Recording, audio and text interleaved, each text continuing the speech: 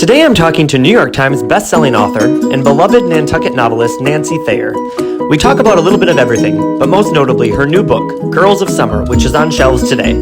You can order an autographed copy at nantucketbookpartners.com. Hi Nancy, how are you?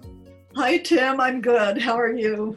How are you coping during all of this? I wanted to give your readers some insight into how you're doing.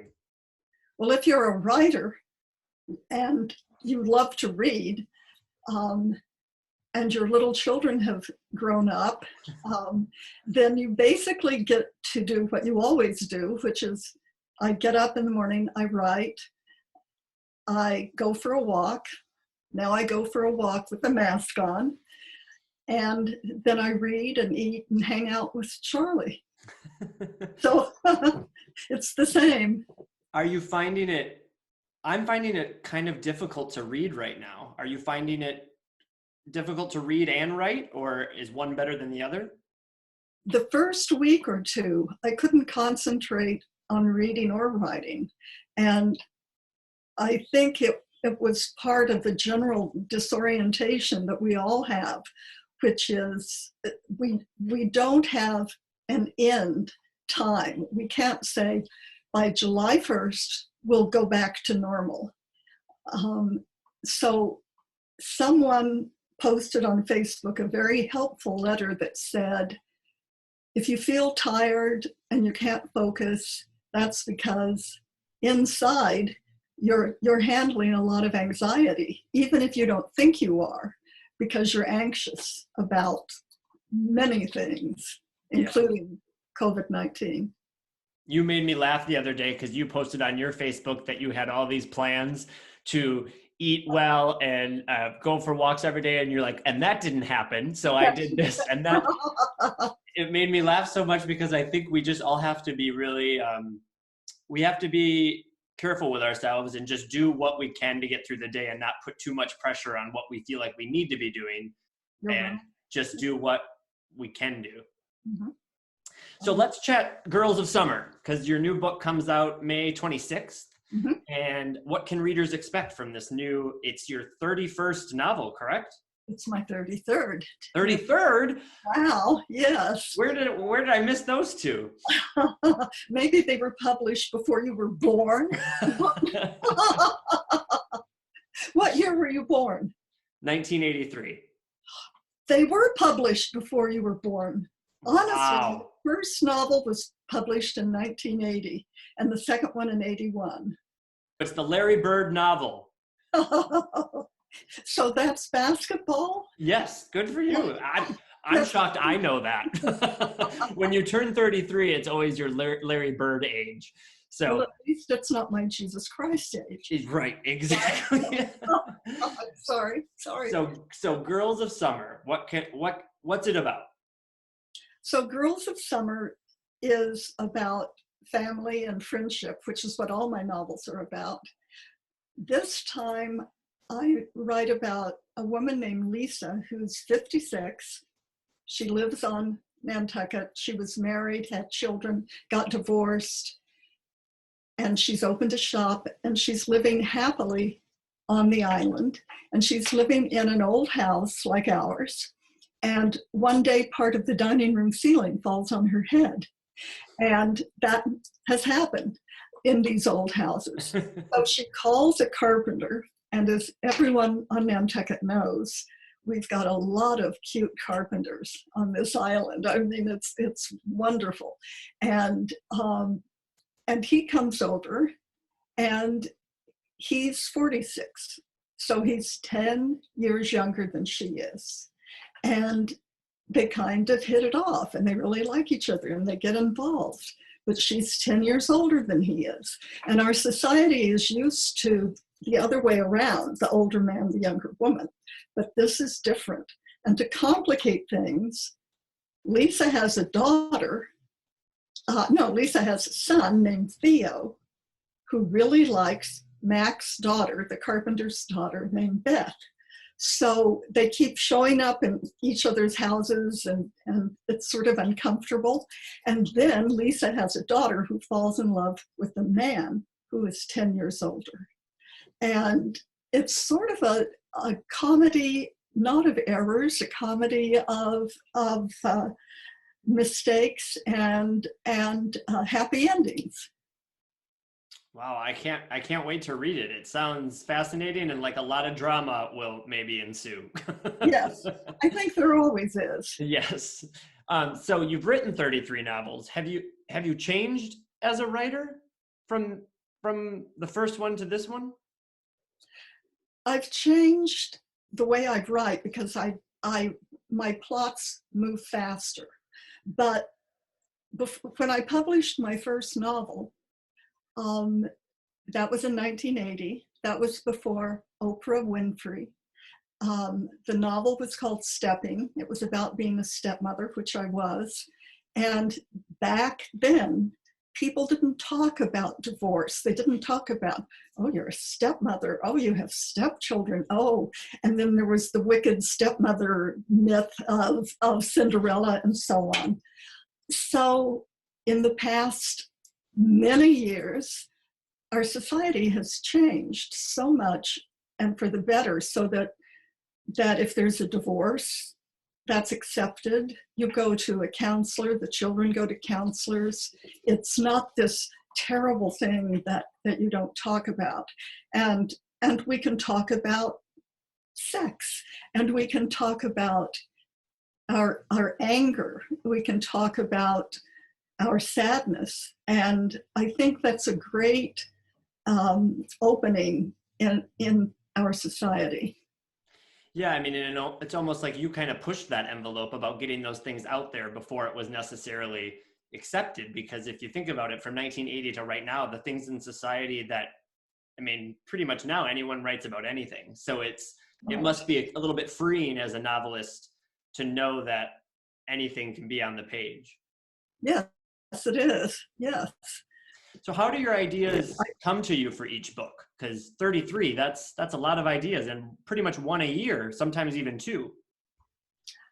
I was going to say that the Hot Flash Club books that I wrote were definitely from my life and my friends' lives. And for me, and when I wrote that, I think it came out around, I don't know, 2010, something. That was kind of, maybe it was 2005. It was a taboo. It was like the last thing women really wanted to talk about. And it was a very funny time, and people really liked it, and they bought it. And I wrote 3 more in that series. And at book signings, men would come in and buy it for their wives. And that was wonderful, and that was freeing. And I forgot the question.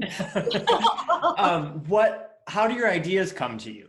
I mean, I think you kind of answered it in that some of it is what you're going through in your life, but with a novel each year, what is the spark that says this is the novel for this year?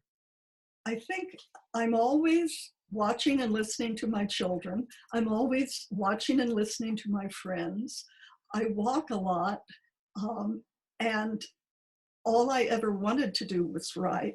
So since I was in 6th grade, I've had all these plots in my head, and I feel like it might be kind of an insanity, but it's, socially acceptable. The ideas are there. The people are there. That's what I want to write about. I want to write about families and how weird we are, because when I grew up in Kansas, my mother said that old saying, if you can't say anything nice, don't say anything at all.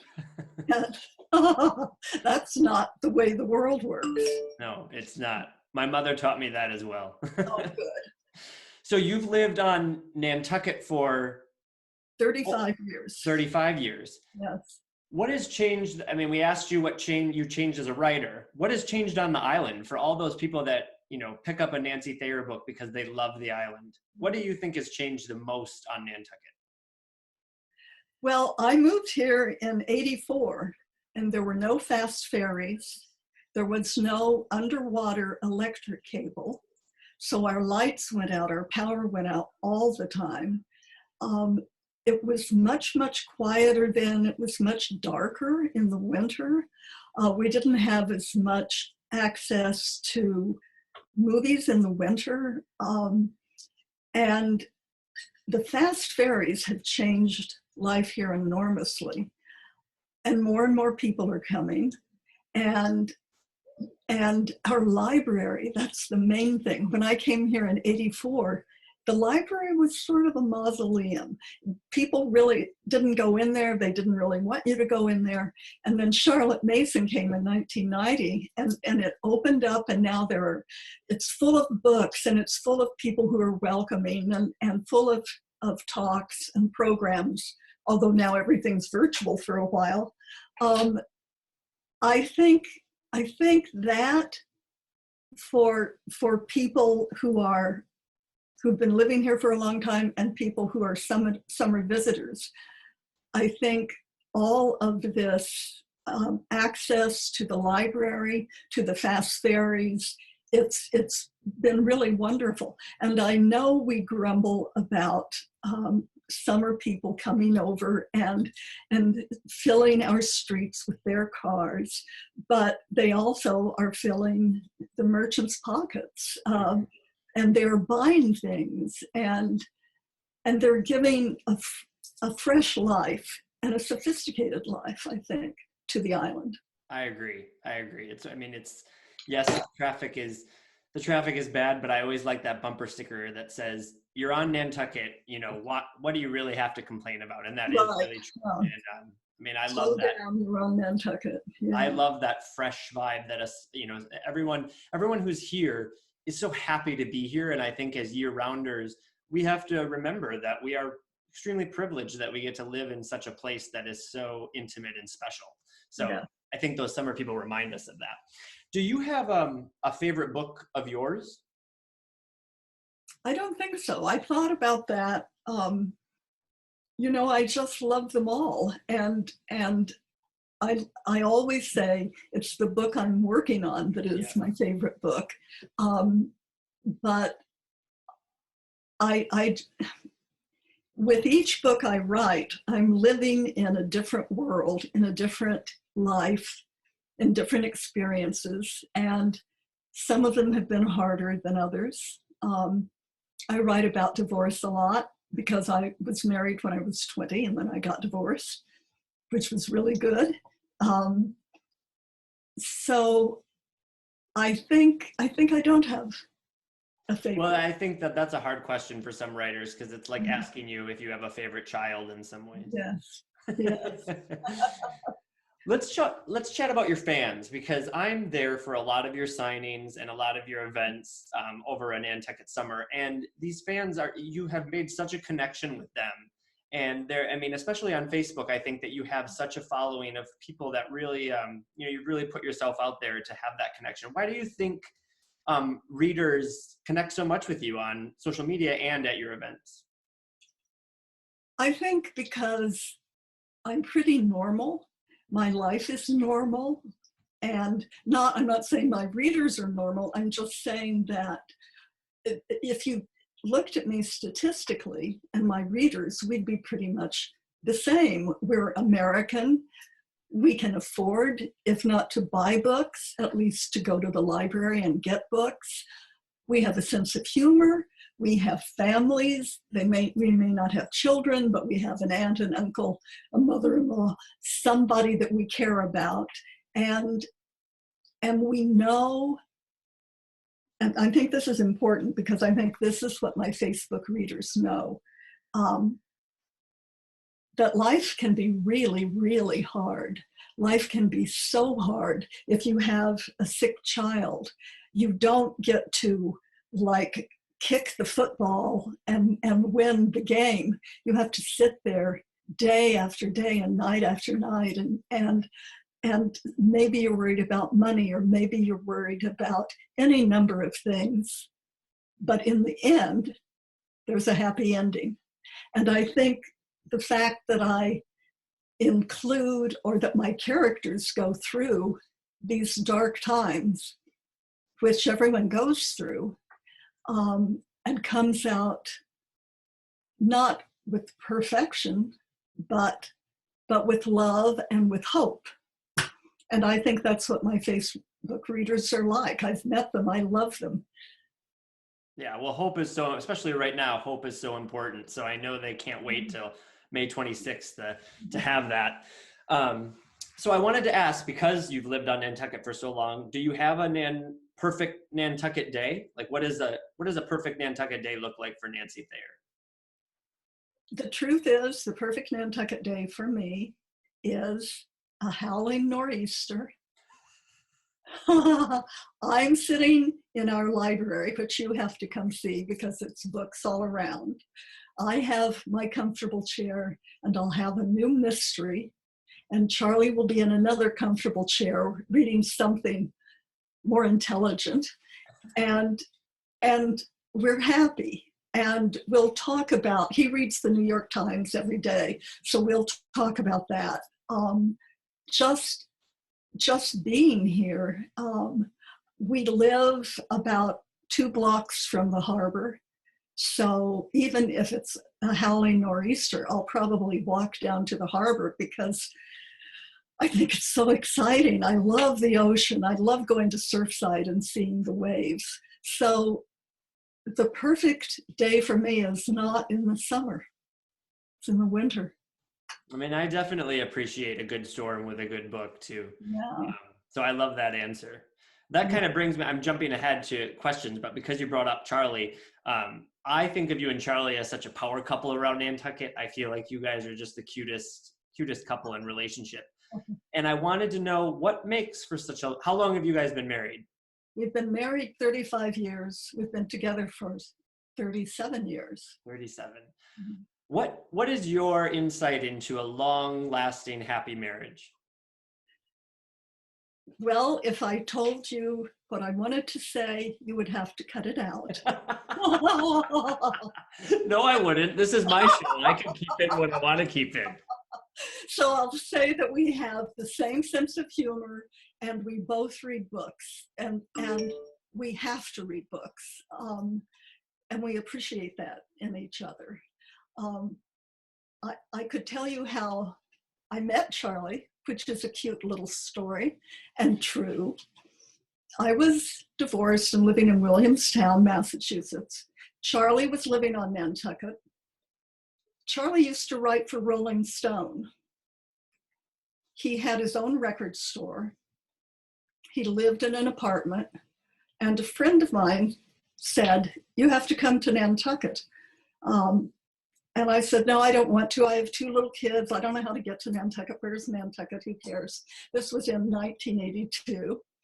And so she said, "If you fly to Nantucket, I'll get this guy named Charlie Walters to interview you, and you can tax deduct your flight."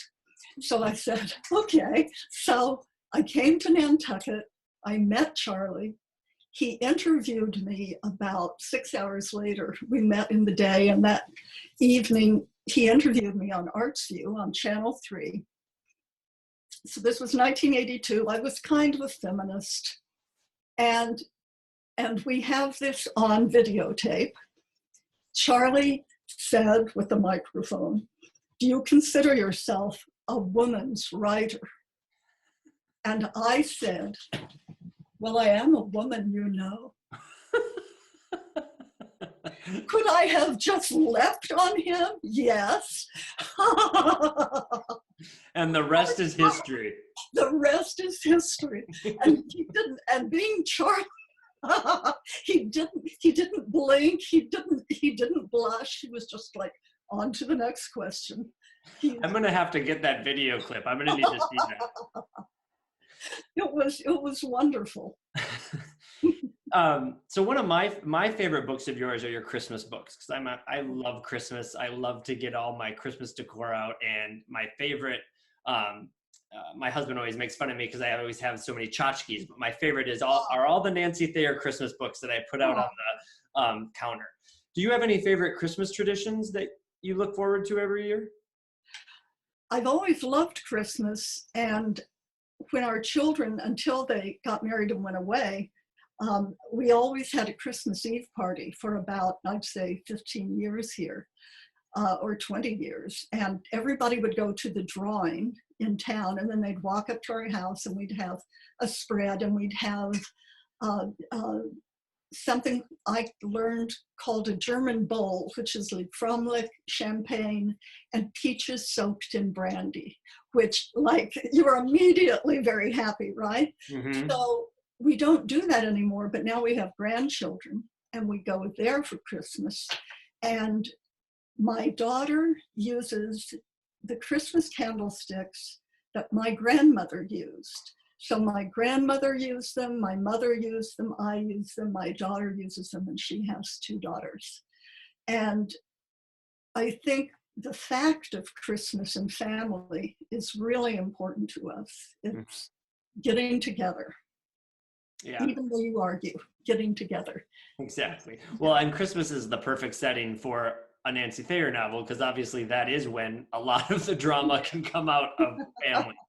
But I think you're right about the traditions of it, because there are things that I remember from my childhood so intimately of Christmas morning or Christmas Eve that are so ingrained in my sense of self, really. Yes. So that's why I love always reading those. So in all of your books, is there a character most like you?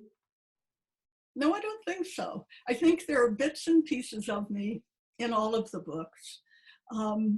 But I think you and I and everyone, we have a lot of characters in us. We have a lot of little mischievous things we could do that we've never done. We might have a lot of sorrow we've never talked about. I think any person is very complicated. So I use pieces of myself, but I also use my children and their children and my friends, and they know it, but I never use the same name. In Girls of Summer, I have the Marine Mammal Alliance, and I do not call the head of it Scott Leonard, even though I know him and I admire him, but I never use one-on-one just because that doesn't feel good. But he definitely inspired scenes in the book. Nantucket inspired a lot of the book. Nantucket is a character.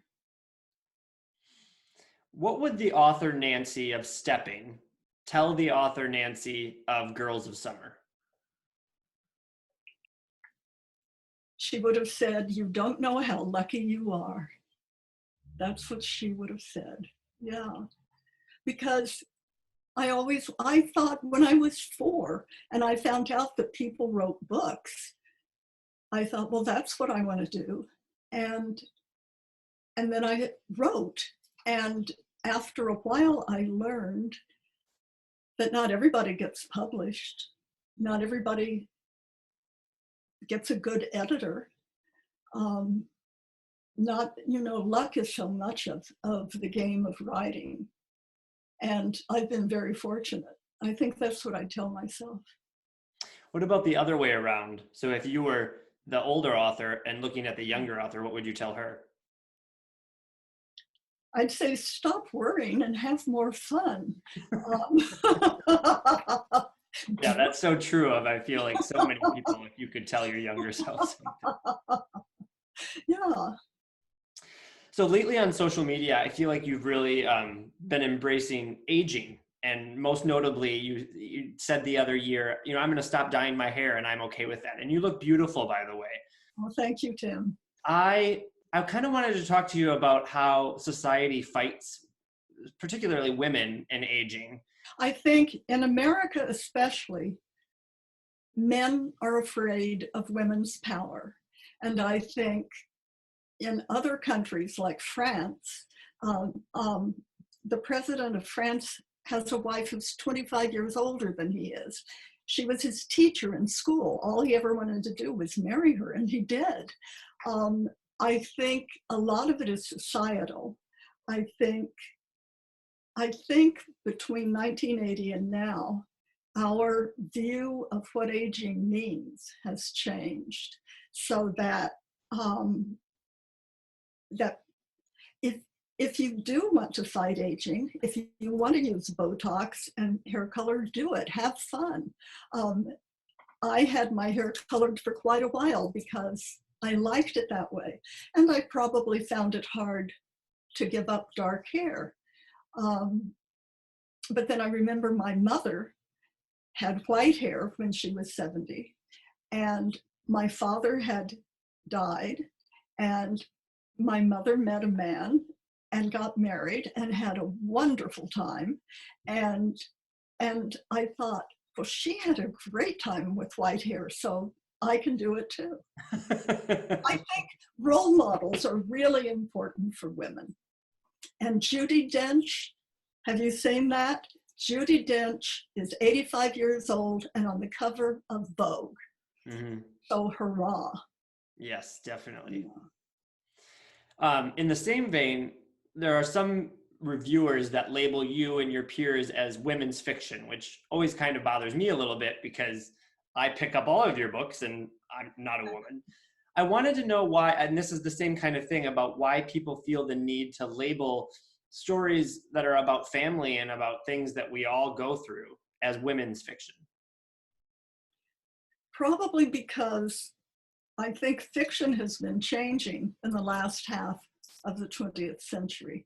I think as society changes, people change, and there are men writers. I'm going to say Jonathan Franzen. I read so many books, but there are plenty of men who write great books about families. Maybe that has helped it, the whole genre of women's fiction, be more acceptable, more respectable. When I think of women's fiction, I think it means it will have a happy ending. And most of us know that a lot of us don't have happy endings, and that we have really tough in-between times, and we're in one of them right now. I also know that when I started writing, the New York Times Book Review reviewed one woman's book out of every 12 men's book. And things have changed quite a lot. That's changed enormously.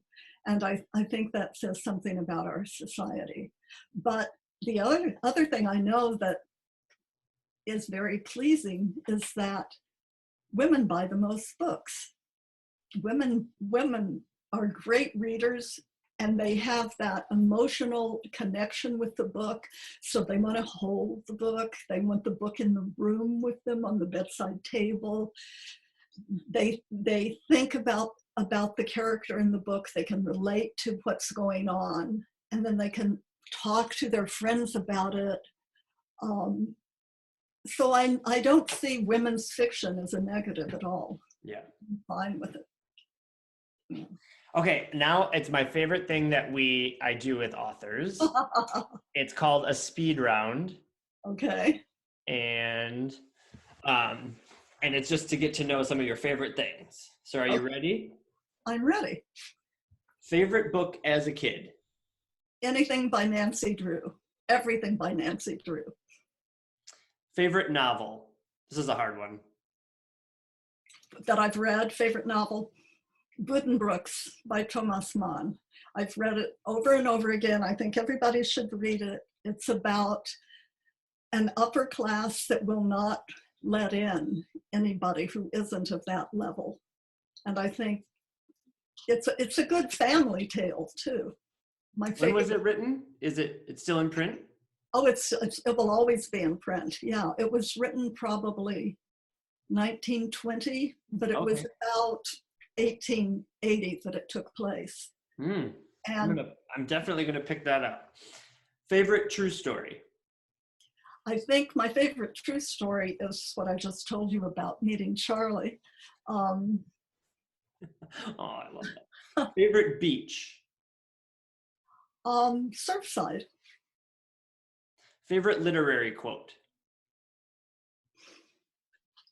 There are so many good ones.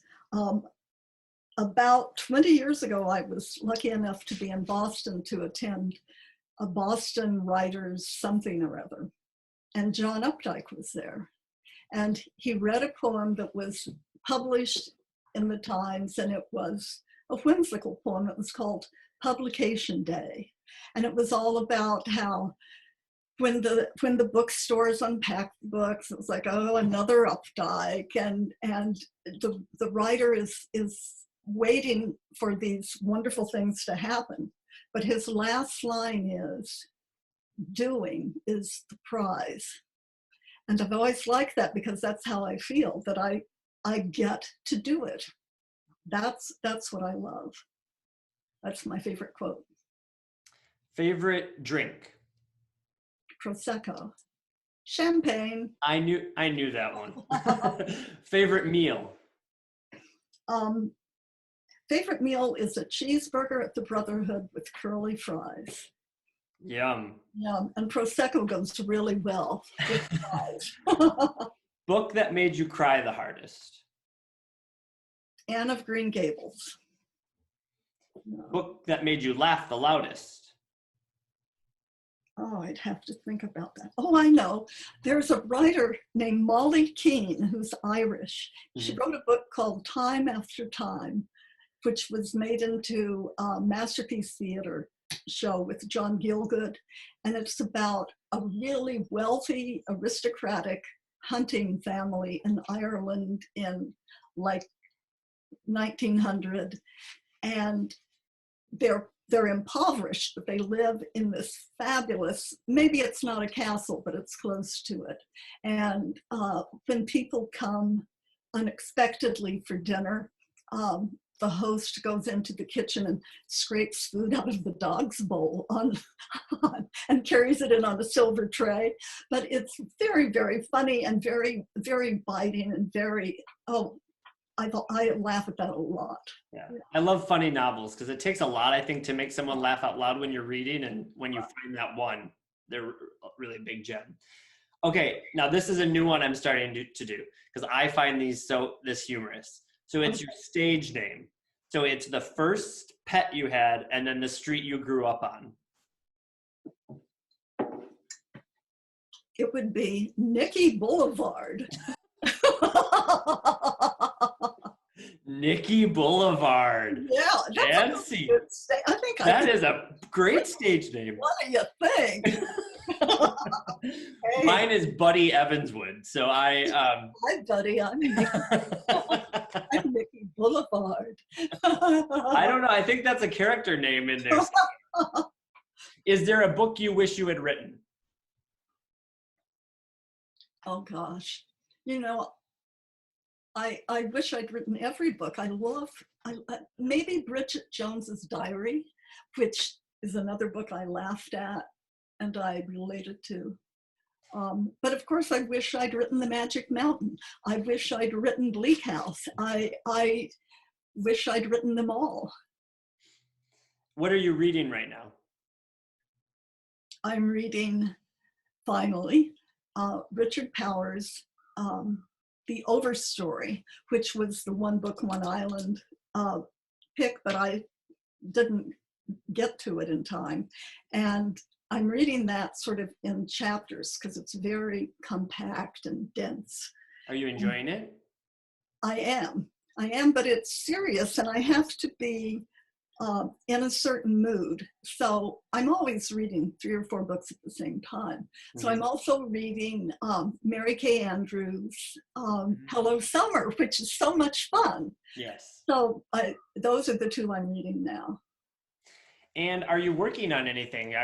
Have you started the next book? And can you tell us a little about it?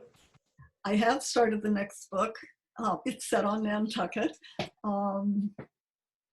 It involves houses and families and infidelity and all those good family things.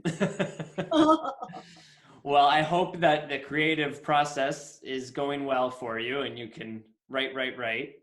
And thank you so much for taking the time to talk with me today. I really appreciate it. Like we were saying, that when you're friends and see someone all the time, you don't really get to talk about your books per se. So I really appreciate it. I always love seeing you, Tim. You Well, I are hope we can see each other in person soon. soon. But Girls of Summer out May 26th. And so we pre-recorded this, but now today is when this talk is going live. So the book is out today, technically, when Yes. people are watching this. So everyone pick it up, and you can order it at nantucketbookpartners.com, and we'll have safely signed copies that we can ship out. Or now we're offering island delivery, so people can order it that way. And I just hope, I think it'll be the perfect distraction for everyone. And coming right around the time of Memorial Day, everyone will want a good weekend read. So Right. Good. Well, thank you, Nancy. Take care. Say hi to Charlie. Thank you. Thank you, Tim.